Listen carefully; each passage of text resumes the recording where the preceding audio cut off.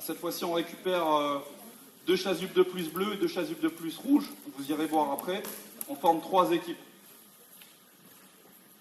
Alors, je vous propose une variante du jeu qu'avait fait Arnaud hier et qui était plutôt porté sur poule, renard, vipère. Hier, on était plutôt sur objectif touché en lançant le ballon. Là, on va être sur objectif touché en touchant quelqu'un avec la balle dans les mains. D'accord ?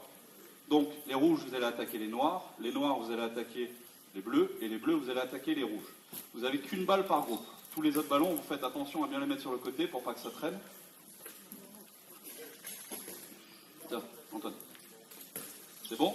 Bleu, on s'organise dans ce coin là-bas. Noir, là-bas. Et les rouges, là-bas. Donc, vous écoutez, les bleus. Si je touche quelqu'un, si vous touchez les noirs, vous êtes dans le coin là-bas au départ. Vous ici au centre du terrain. Donc si les bleus, vous touchez un noir, ils vous attaquent, hein, c'est ça ? Ok. Si les noirs vous êtes touchés, vous êtes obligé d'aller dans l'angle là-bas. D'accord ? Et pour vous délivrer, il faut simplement qu'un partenaire fasse le tour de vous-même, et là vous êtes délivré. D'accord ? Par contre, quand je suis en attente, je suis en position de gainage, en dehors du terrain. D'accord ? Donc pour vous, c'est la même chose. Les rouges, si vous êtes touchés par les noirs, vous devez être en attente derrière la ligne là-bas, en gainage, et on fait le tour de vous pour vous libérer. D'accord ? Même principe, rouge-noir. Rouge-bleu, pardon. Quand les bleus sont touchés, hop, vous allez en attente là-bas derrière dans le coin. C'est clair ? C'est bon ? Allez, c'est parti. Donc là, c'est une autre forme de jeu portée portée sur la même thématique, qui développe d'autres savoir-faire, avec la volonté d'être dans une alternance attaque-défense. Que vous le verrez après, l'idée c'est de vraiment porter le sujet de la relation passeur-réceptionneur, même dans le changement de statut. Donc c'est très énergivore comme exercice. Ça renvoie un peu à l'intelligence aussi, parce que ça va demander aux garçons de prendre plein de repères.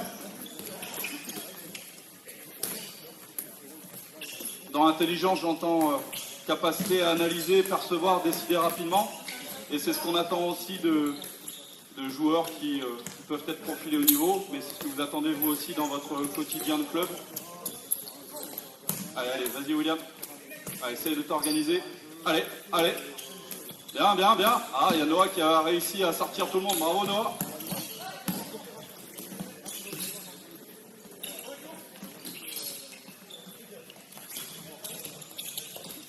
Ah, dommage William. Allez, prends-le et tu le ramènes dans ta zone. Ramène-le dans ta zone. Là-bas. Les gars, il y a Baptiste qui en peut plus du gainage. Ça fait 3 minutes qu'il est en position de pompe.